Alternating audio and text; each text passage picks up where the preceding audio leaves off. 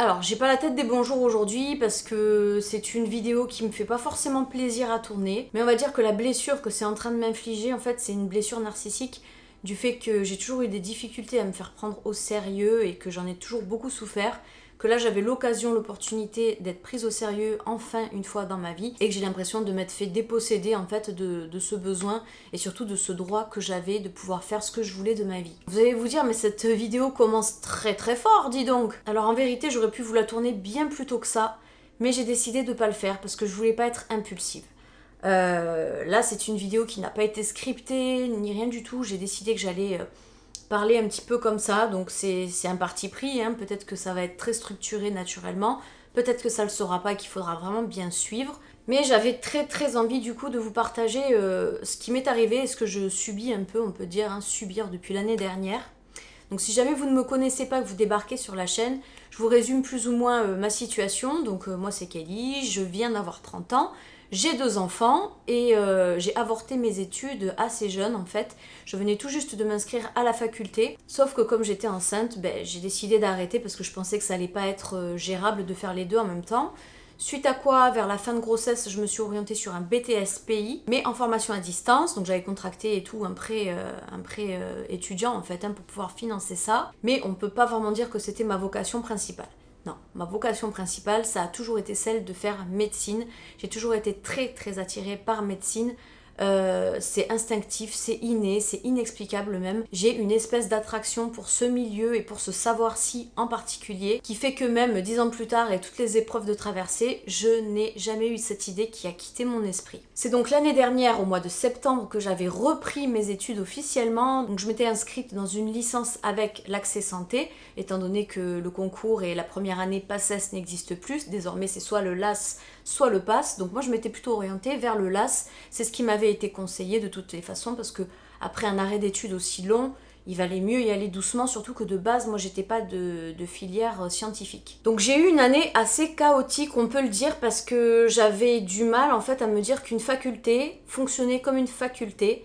J'avais toujours un petit peu en tête, si vous voulez, cet esprit très scolaire, voilà, très éducatif comme on pourrait avoir au lycée, au collège, à l'école. Pour moi, c'était toujours des établissements différents, mais avec un fonctionnement toujours identique. D'après moi, la faculté, c'était la même chose, c'est juste que on te donnait beaucoup moins d'ordre et que finalement, il te suffisait juste d'avoir de l'organisation, que ça faisait amplement l'affaire. Donc grosso modo, moi, j'avais pas peur de l'organisation, parce que, encore une fois, pour ceux qui me suivent et me connaissent, vous savez que je suis quelqu'un d'extrêmement organisé, méticuleux, je suis madame liste, je note tout partout. Donc j'avais l'impression que, voilà, il n'y allait pas avoir vraiment de difficultés. Sauf que je me suis heurtée au fait que la faculté, c'est pas du tout la même chose, que les professeurs, ou devrais-je dire plutôt les intervenants, comme on m'a appris à le dire, ne sont pas vraiment liés à leurs élèves comme on peut l'être dans une école par exemple. J'ai été aussi confrontée aux joies des administrations, aux joies des erreurs, des pépins, des bugs et surtout de la mauvaise communication. J'ai gâché ma première année, clairement on peut le dire, ça a été une année brouillon du fait que j'ai passé mon année en fait à penser des choses, à croire des choses, alors que dans les faits, c'était complètement différent. Pour vous citer un exemple, n'en citer qu'un seul, lorsque j'étais en train de réviser mes cours du coup de médecine et qu'on parlait du concours au mois de décembre, on parlait aussi d'un rattrapage. Pour moi, le rattrapage, c'était quoi? C'était, bon, si tu échoues en décembre, il te reste jusqu'au mois de juillet, second semestre en gros, pour te rattraper et pouvoir peut-être intégrer du coup la fac de médecine en deuxième année l'année d'après. Non. Un rattrapage en médecine, en concours de médecine, ça veut dire un redoublement.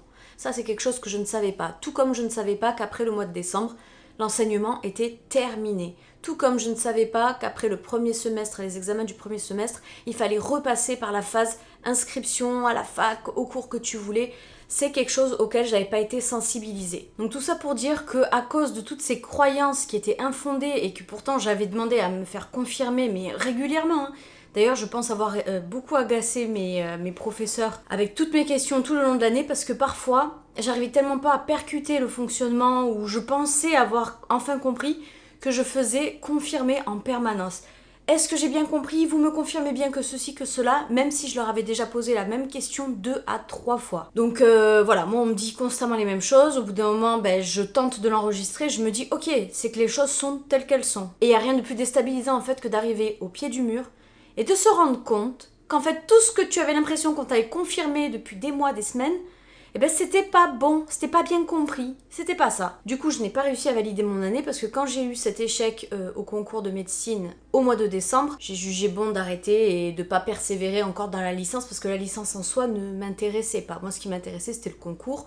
Je me servais uniquement de la licence en fait pour me valider le passage en médecine. Si mes résultats en médecine avaient été tous au-dessus de la moyenne, à ce moment-là, oui, j'aurais persévéré dans la licence, mais là, c'était pas le cas.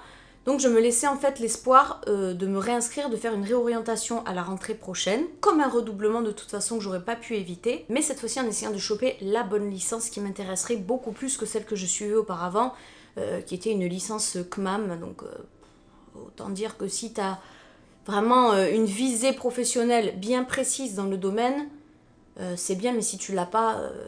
tu t'embêtes beaucoup quoi. Donc le temps passe, l'été passe et puis arrive la rentrée. Alors bien avant la rentrée, j'avais fait mes vœux sur Parcoursup, qui est le site des étudiants en général lorsqu'ils veulent s'inscrire quelque part.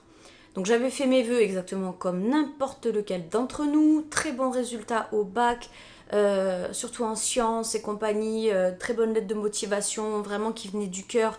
Non pas un truc bateau où on sait pas trop quoi dire en général. Je m'étais vraiment appliquée sous toute couture, donc je fais la demande de vœux, excusez-moi, je me gratte beaucoup. Et finalement, aucun de mes vœux n'a été validé. Coup de fil, Parcoursup, pour comprendre un petit peu comment est-ce que ça va se passer pour les personnes qui n'ont pas eu de vœux du coup. Donc il y avait des propositions de formation qui me convenaient absolument pas. Ça c'était surtout plutôt je pense pour les étudiants qui n'avaient pas de projet précis peut-être, pour essayer de leur donner d'autres idées, je sais pas.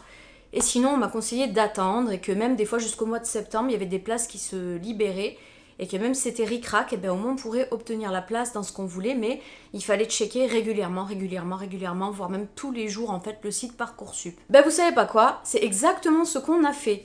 Tous les jours et même plusieurs fois par jour du coup, parce que mon chéri le faisait lui de son côté, moi je le faisais du mien avec mon téléphone.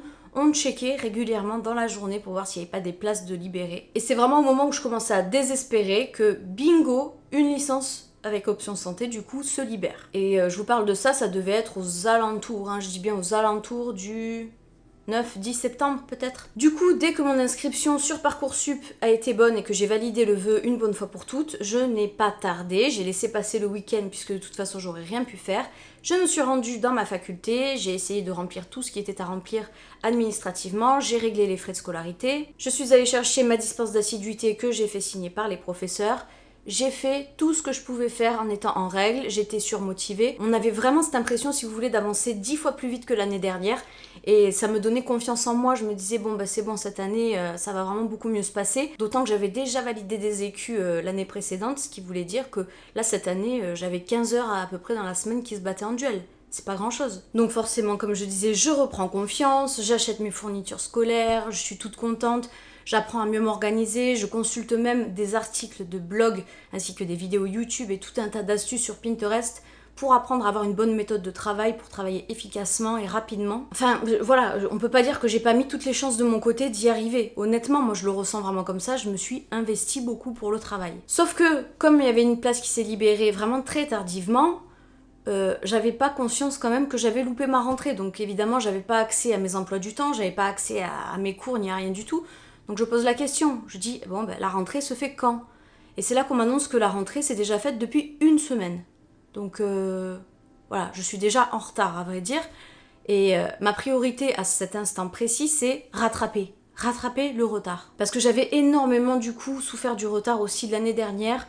Ma méthode de travail était pas bonne parce que j'étais beaucoup trop...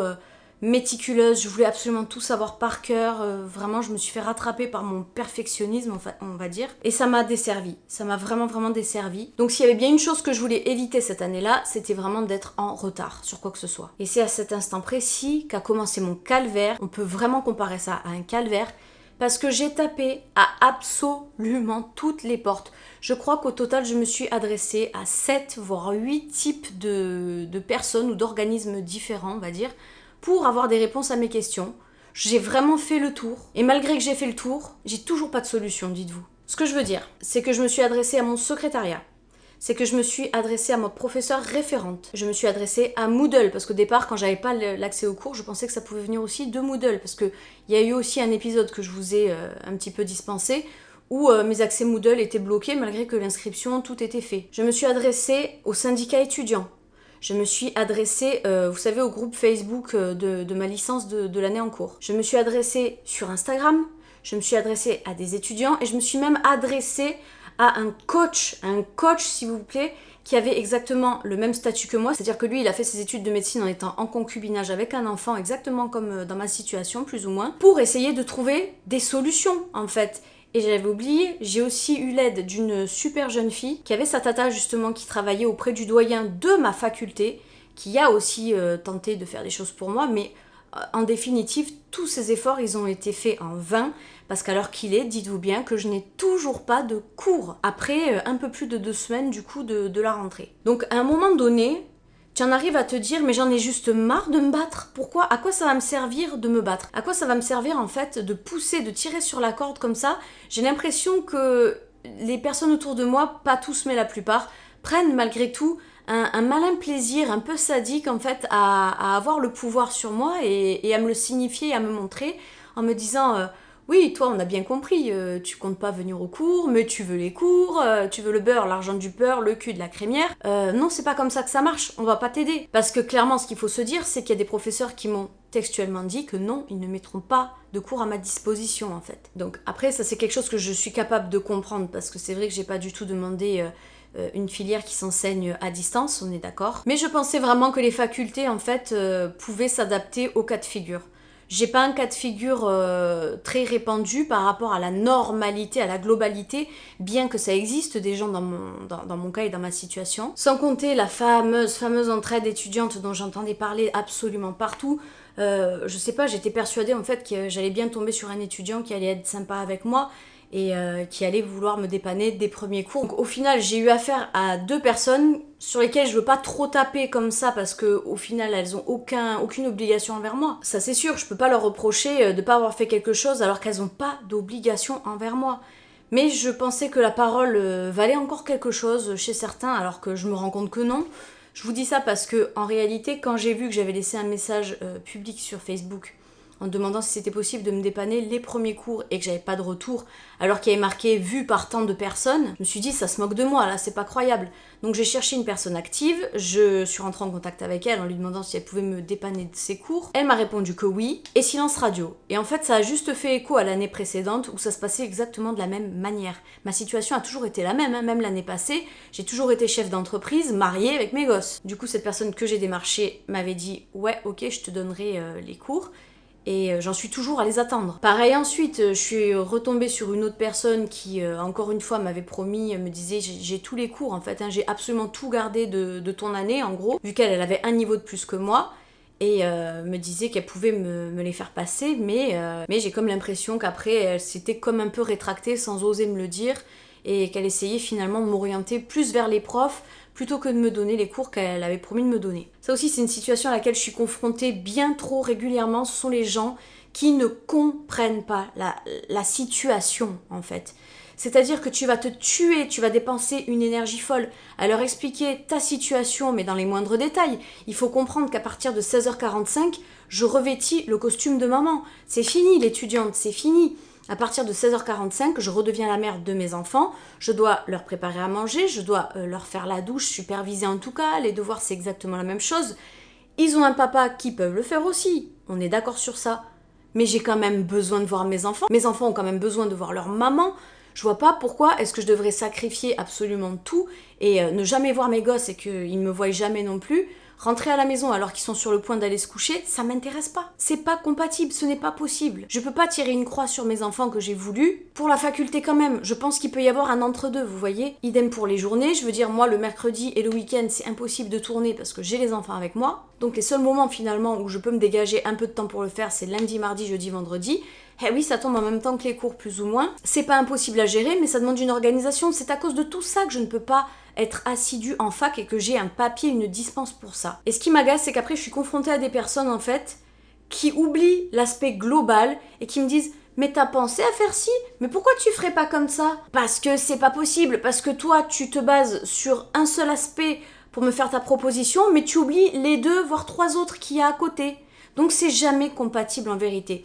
Alors je me suis même posé la question, je me suis même dit, mais alors du coup tu t'inscris en fac pourquoi si c'est pas fait pour les gens comme toi? Et ce qui m'énerve dans toute cette histoire, c'est qu'on me remette finalement la faute sur les épaules et qu'on me moque un peu et qu'on me prenne de haut en me disant bah tu vois, bah oui hein, tu pouvais pas. Non mais moi je l'ai su depuis le départ que de toute façon c'était beaucoup trop ambitieux, que tu n'y arriverais pas, il faut que tu te fasses une raison, que tu abandonnes ces rêves. Hein. Ça pour moi ce sont des gens en fait qui projettent leur propre manque d'ambition sur toi parce que c'est réconfortant et rassurant pour eux uniquement. Donc moi ça je veux pas écouter, dans la vie tout est possible à partir du moment où on le veut. Là clairement je le veux plus que tout, mais j'ai l'impression qu'on ne me donne pas le support, on ne me donne pas les possibilités en fait pour que je réussisse. Je suis peut-être pas dans le bon organisme aussi, mais d'un autre côté je vois pas où est-ce que je peux aller ailleurs pour intégrer médecine. Alors on m'a bien suggéré d'aller à l'étranger, que ce soit même pour suivre les cours en anglais, pour pouvoir bénéficier du distanciel ou quoi que ce soit. Mais voilà, encore une fois, à chaque fois que je me penche sur une proposition, je me rends toujours compte qu'il y a un petit pépin quelque part qui fait que ça va me bloquer. Donc en l'état, les copains, je vous le dis clairement, sincèrement, je suis déboussolée. Je ne sais même pas si je vais continuer mes études cette année en tout cas. Mais en l'état, je n'ai pas d'autre solution en fait que de rester passive à tout ça.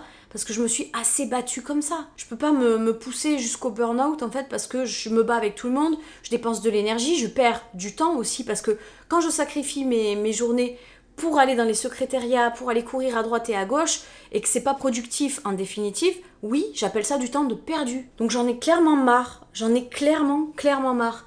De me battre en fait avec ça pour avoir accès au savoir, tout simplement. Et je suis persuadée sincèrement que c'est même pas un manque de capacité, je suis sûre que j'aurai les capacités d'y arriver, mais on ne me laisse même pas le temps de le faire. Et les sacrifices, je suis capable aussi de les mettre en place. Me lever plus tôt, me coucher plus tard, m'arranger un petit peu pour les arder. C'est quelque chose que je suis capable de faire, mais je suis pas capable de le faire forcément aux heures d'ouverture de la faculté. Donc voilà, ce qui m'agace surtout en fait, c'est ça. C'est aussi le fait qu'il y ait des intervenants, des professeurs qui m'ont dit oui avec grand plaisir, qui voulaient bien me faire passer les cours pour que justement ça puisse m'aider dans mon cas. Et puis vous en avez d'autres qui vous rionnent et qui vous disent clairement bah, moi je fais pas ça, non, voilà, moi je suis désolée, je suis obligée d'interpréter ça comme de la mesquinerie, même si peut-être c'en est pas, mais je suis obligée de l'interpréter comme ça. Donc voilà, je suis saoulée, j'en ai marre, c'est un ras-le-bol général.